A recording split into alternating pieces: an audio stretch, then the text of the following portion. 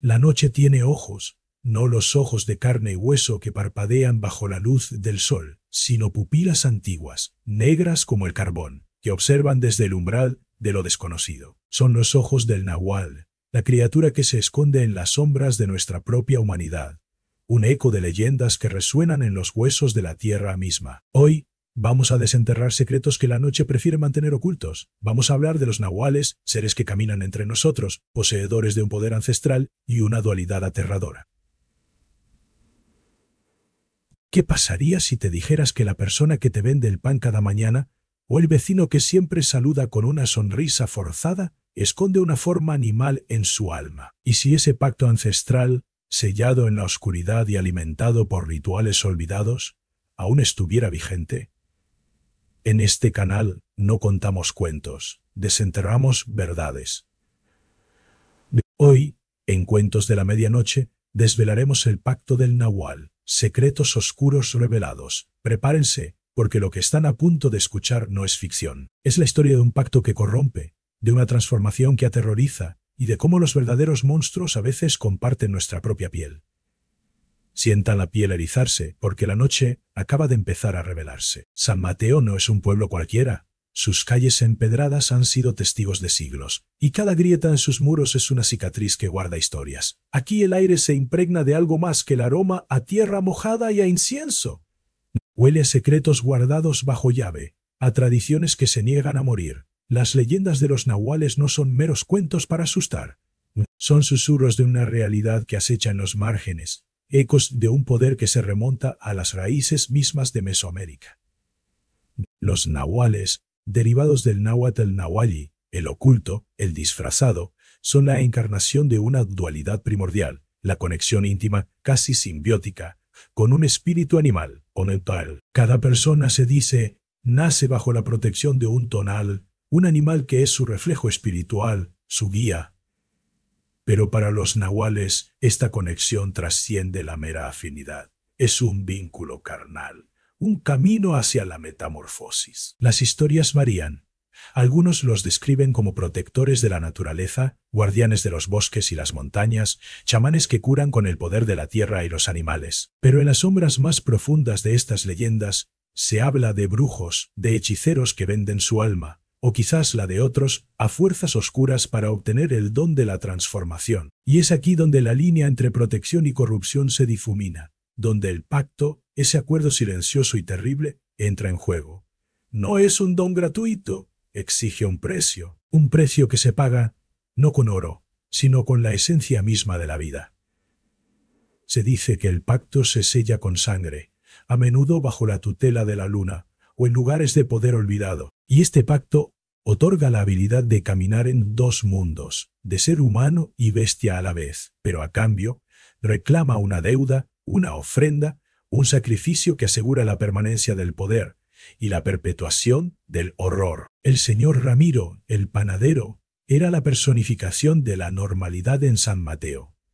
Su figura robusta, sus manos cubiertas de una harina que parecía ser su segunda piel, y su sonrisa cálida eran pilares de la comunidad. Sin embargo, bajo esa fachada de bonomía existía una inquietud, una anomalía sutil que solo aquellos con los ojos bien abiertos podían percibir. Era una chispa salvaje que se encendía en sus pupilas al caer la noche, un brillo depredador que desmentía su rol de hombre de familia y trabajador. Las historias sobre su linaje, especialmente sobre su abuelo, eran turbias.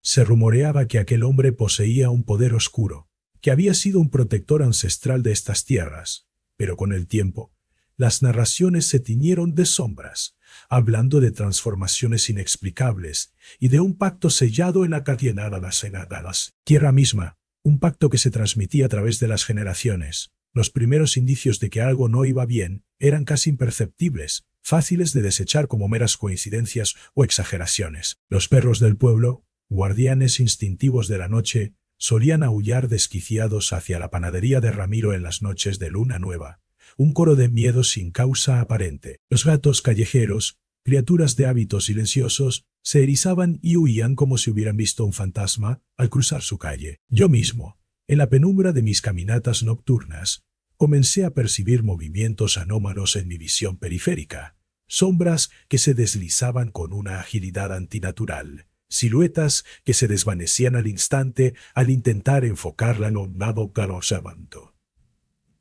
Mirada. Una noche el sonido me heló la sangre. Regresaba tarde, y desde el callejón oscuro detrás de la panadería se elevó un gruñido profundo, gutural, que resonó en lo más hondo de mi ser. Era un sonido primitivo, bestial, ajeno a cualquier criatura que habitara normalmente nuestro mundo, impulsado por una mezcla malsana de curiosidad morbosa y un miedo que se volvía cada vez más tangible. Decidí indagar. La vieja biblioteca municipal, un santuario de polvo y olvido, se convirtió en mi refugio. Allí, escondido entre tomos de agricultura y crónicas locales, encontré un diario. Sus páginas amarillentas, escritas a mano con una letra temblorosa, pertenecían a un tal Elías Vidal, un cronista del pueblo que había desaparecido misteriosamente hacía 50 años. Sus escritos hablaban de la influencia del pacto, de cómo ciertos individuos, herederos de un linaje antiguo y poderoso, estaban atados a servir a fuerzas primigenias. El precio era su propia humanidad, a cambio de poder y de una longevidad sombría. Vidal describía con escalofriante detalle el ritual del Nahual, la comunión forzada con el espíritu animal, la ofrenda voluntaria de la forma humana, la perpetuación de la existencia a través de la transformación, pagando un precio aterrador.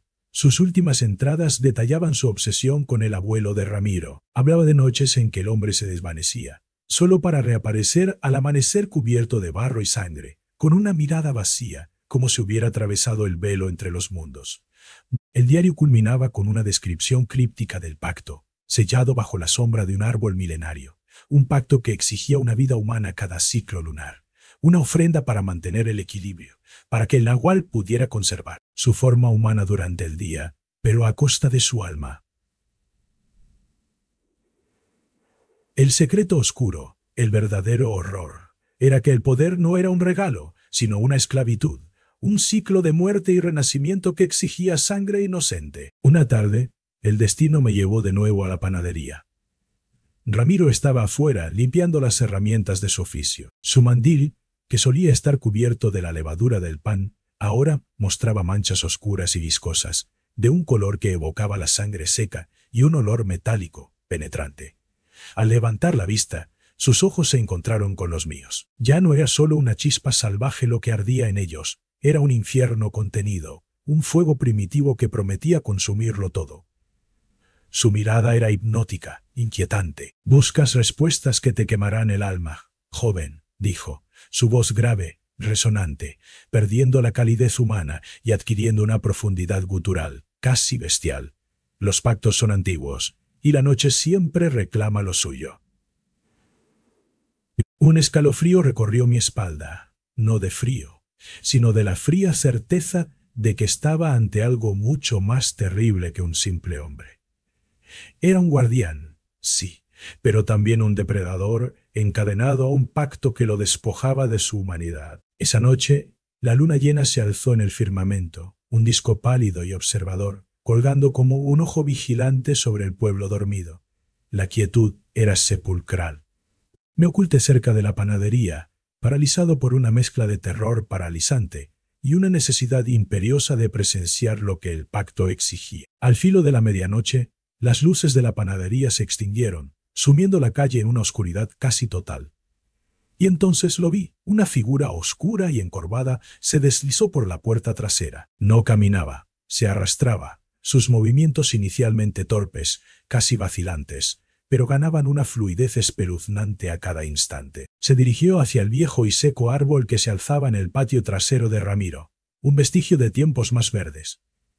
Bajo la luz plateada de la luna, fui testigo de una metamorfosis grotesca y aterradora. La carne pareció estirarse, los huesos crujieron en una cacofonía de sonidos inhumanos, reacomodándose en un ballet de horror. La silueta humana se retorcía, se alargaba, y ante mis ojos incrédulos, donde antes se encontraba el panadero, ahora se alzaba un lobo colosal, su pelaje negro como la noche más profunda, brillando con la luz fantasmal de la luna. Sus ojos eran dos ascuas rojas, ardientes, fijas en la oscuridad circundante. Era un lobo que no era un lobo, sino una manifestación de algo mucho más antiguo, más hambriento, nacido de la tierra y del pacto.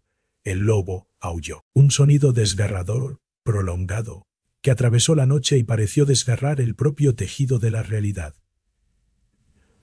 No era un aullido de desafío, sino de agonía, de poder desatado, de una existencia arrancada de su propia esencia. El pacto se estaba cumpliendo, la transformación estaba completa. Recordé las últimas y desesperadas anotaciones del diario de Vidal. Hablaba de la luz del sol como escudo y de la semilla que rompe el sí. Sufría de una paranoia creciente, y las últimas páginas eran un torbellino de terror, sugiriendo que el pacto no solo otorgaba poder, sino que también exigía una ofrenda, una vida, la vida de un inocente, tomada para alimentar la fuerza del nahual, para mantener su engañosa forma humana durante el día. Mi corazón latió con la fuerza de 1000 tambores. Ya no era un mero observador, era un blanco potencial, una ofrenda en la lista oscura del nahual. Intenté huir, pero la criatura, dotada de una velocidad antinatural, ya se movía.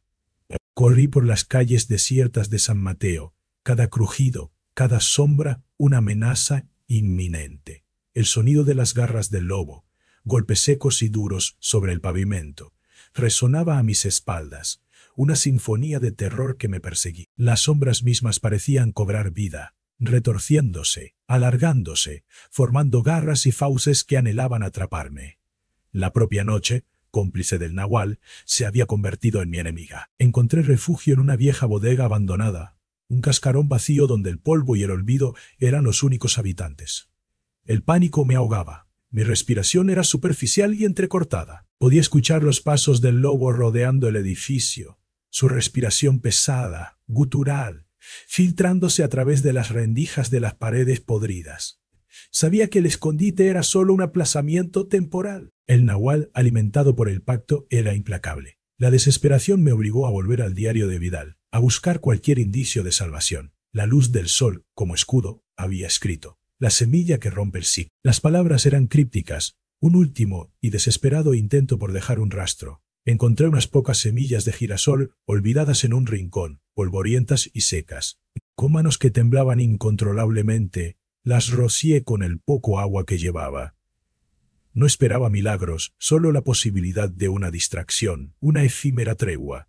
El lobo rompió la puerta de la bodega con una fuerza brutal.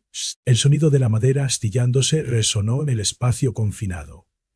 Me planté frente a él, armado solo con las semillas y un terror paralizante que, extrañamente, empezaba a transformarse en una furia helada. Lancé las semillas hacia la criatura. Al impactar contra su pelaje oscuro, las semillas parecieron emitir un débil resplandor, una luz efímera que lo hizo retroceder con un gruñido de sorpresa y dolor. Por un instante, en la penumbra, vi en sus ojos no la furia del lobo, sino el terror desesperado de un hombre atrapado, el atisbo de agonía de alguien cuya propia esencia estaba siendo devorada. El pacto, por ese fugaz momento, se tambaleó, su poder se vio interrumpido.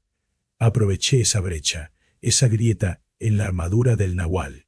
Salí corriendo de la bodega, huyendo hacia el este, hacia donde sabía que los primeros rayos del sol estaban a punto de rasgar la oscuridad. El lobo intentó seguirme, pero su agilidad parecía haber disminuido. Su implacable persecución se veía mermada, como si la luz incipiente le causara un dolor insoportable. Finalmente, cuando el primer y más puro rayo de sol atravesó el horizonte, rompiendo la noche, la criatura lanzó un aullido de furia y frustración que pareció resonar en el mismo corazón de la tierra, y se desvaneció en la creciente luz, dejando tras de sí solo la opresiva sensación de su maligna presencia. Regresé a San Mateo días después, no como el mismo hombre que se había escondido en aquella bodega. El pacto oscuro se había cumplido esa noche, pero el equilibrio, aunque cruelmente, se había roto. La panadería de Ramiro permanecía cerrada. Los vecinos murmuraban que se había ido de viaje, pero yo conocía la verdad. El cronista Vidal, cuyo diario me había salvado, había desaparecido 50 años atrás, probablemente como la ofrenda de esa misma noche, en un ciclo que se repetía. Y yo había vislumbrado la verdadera cara de la oscuridad que se oculta tras el velo de la normalidad, el horror ancestral que habita en el corazón de nuestra propia especie. Las sombras siguen moviéndose en San Mateo, y ahora yo las veo, las siento. Los secretos oscuros del pacto del Nahual no son solo leyendas antiguas. Son la cruda verdad que acecha en los rincones más profundos de nuestro mundo. Son un recordatorio escalofriante de que fuerzas primigenias, poderosas y a menudo malévolas existen, y que su poder exige un precio terrible, un precio que desgarra la carne y el alma. A veces, en la quietud más absoluta de la noche, cuando el viento susurra entre las ramas desnudas de los árboles, uno no puede evitar preguntarse: ¿es esa figura que se mueve en la periferia de tu visión, ese crujido extraño en el pasillo, solo la imaginación? ¿O es el presagio de una transformación? ¿Es el vecino amable, el amigo de toda la vida, o incluso uno mismo, guardando una sombra que espera pacientemente el momento adecuado para manifestarse, para cumplir el pacto y revelar la criatura que yace latente en el interior? Hambrienta y esperando, las sombras, en San Mateo y quizás en tu propia ciudad, continúan moviéndose, tejiendo sus hilos oscuros, y ahora tú también podrías empezar a verlas.